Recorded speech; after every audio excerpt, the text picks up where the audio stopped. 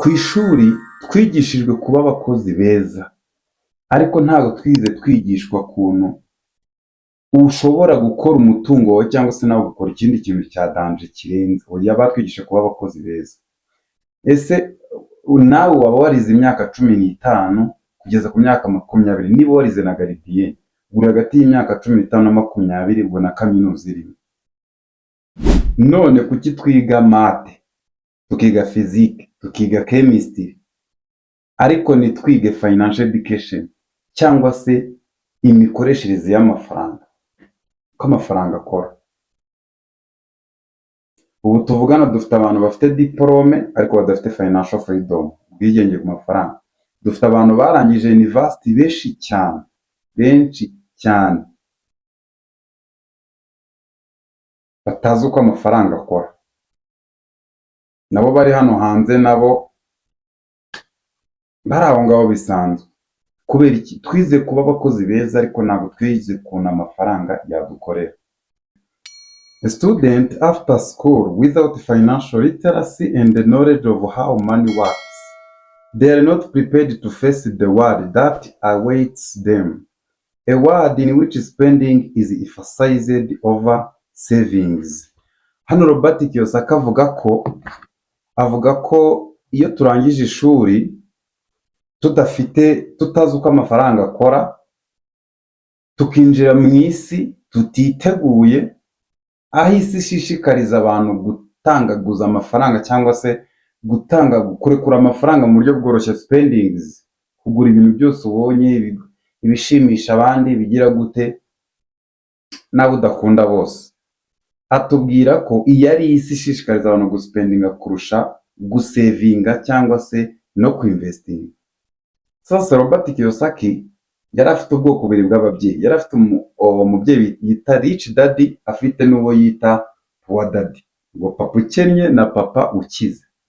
Sasa papa ukennye yarushaga amashuri papa ukize, ariko uyu nguyu papa ukennye yari afite ibyangombwa degree kugeza kuri PhD, doctor, yewe akorera n'amafaranga yuzana amafaranga menshi. Nk'uko mubizi, izi degree aho ubonye akazi wishyurwa amafaranga menshi.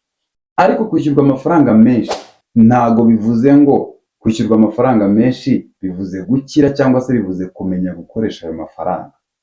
Wibuke, niba uhembwa amafaranga yose n'undi ugahita ugakoresha agashira, kandi amafaranga kugira ngo ukire, kugira ngo ubone ayo saving, bigusaba kumenya gukoresha ayo mafaranga.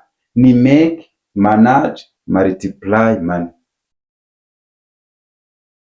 Noneho ababyeyi bamubyaye yitaga babakene, baramubwiraga ngo soma neza, wige neza, ubona amanota menshi, usohoke hanze ushaka akazi keza, nurangiza ukore. Yego, murumva se ntabwo ari ibintu bibi, ni ikintu cyiza. Noneho uyu nguyu w'umukire yaramubwiraga uti wige usome, ntiwige uko bakorera amafaranga gusa, ahubwo wige n'ukuntu amafaranga yagukorera. None uri kumva itandukaniro? Shaka akazi ukore, uri kwiga, hanyuma uw'umukire akamubwira ati wige gukorera amafaranga, ariko wige n'ukuntu amafaranga yagukorera. Abo babyeyi murabazi. Ni ukuvuga ngo niyo mpamvu nahoze mvuga ngo dufite abantu benshi, dufite abanyeshuri benshi basohotse bafite diplome ariko batazi uko amafaranga akora. Ibyo bituma abanyeshuri basoje amashuri bagomeza bagakena. Tukagira abandi benshi nyine bafite izo diplome nabo badafite financial freedom. Bivuze ngo Robert Kiyosaki we arabirwanya cyane, hakanavuga ko kugira diplome nini, kwiga amashuri menshi, kujya no mu ishuri n'ahantu bihuriye no gukira no kubaka ibintu bya danje, kubera ko batwigisha kuba abakozi beza, uko tuzakora, uko tuzasaba akazi, uko tuzandika CV, uko tuzitwara ku babosi bacu ngo batatwirukana, ariko ntabwo batwigisha ngo nyuma yo guhembwa ayo mafaranga dukora iki. Ibyo ntabwo bajya batwigisha kuko nabo ntabyo bazi. Nabi umushahara utinzeho gato batwigisha, abarimu batwigisha, nabi umushahara utinzeho gato usanga nabo bari kurira amafaranga nabi. Bivuze ngo ntabwo batwigisha ikintu batazi. So ntabwo ari ukubasebya, nta nubwo ari no gusebya abafite degree badafite akazi, ahubwo education alone is not enough. kwiga gusa ibyo mu ishuri ntabwo bihagije ngo ubone icyo usabwa cyangwa se ubone icyo uzahereza umuryango wawe cyangwa uzaraga umuryango wawe, niba ari business uzabaraga ibibanza n'ibiki. Ntabwo biva mu kwinjiza amafaranga gusa, biva no kwiga ukuntu ayo mafaranga yagukorera.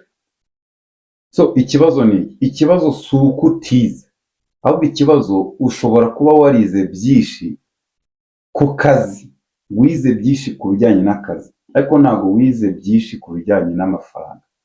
Niyo mpamvu still nawe ukirimo urastruglinga, nanjye nyiri gustruglinga mva muri ya systeme y'ishuri njya muri systeme y'ukuntu hanze hakora.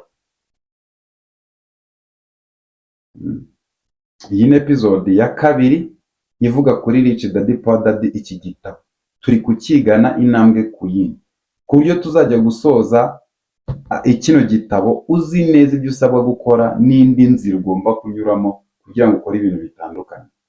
Niba ushaka ko dukora episode ya gatatu aho Rich Daddy Papa Ukize Robert Kiyosaki yaratangiye kumwigisha noneho ku bijyanye n'amafaranga, akava kuri ya systeme y'ababyeyi bamubwiraga ngiga cyane, ukore cyane, ukore imyaka 40 utegereze pension. Listen, nanjye ndi umunyakazi njye uraha, ariko ndi gukora ibintu ndi gushaka gukora ibintu bitandukanye.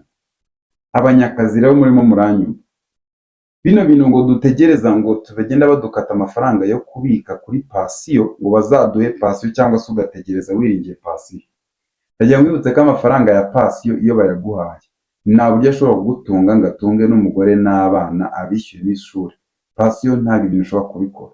Uba ugomba kuba ufite uburyo washinze, wakoze cyangwa wize, ugomba kuba kwinjiza amafaranga ku buryo buhoraho, ku buryo niyo ushaje utagifite imbaraga zo gukora ibyo bintu by'ubwabyo biba bigikora abana amafaranga no abageraho neza 5 kuri 5. Andika ijambo episode ya gatatu muri comment, mukore episode ya gatatu aho Robert Kiyosaki yaratangiye kwigishwa uko amafaranga akoreshwa, nawe umenye uko ubara. Thank you for subscribe and I love you. Ciao.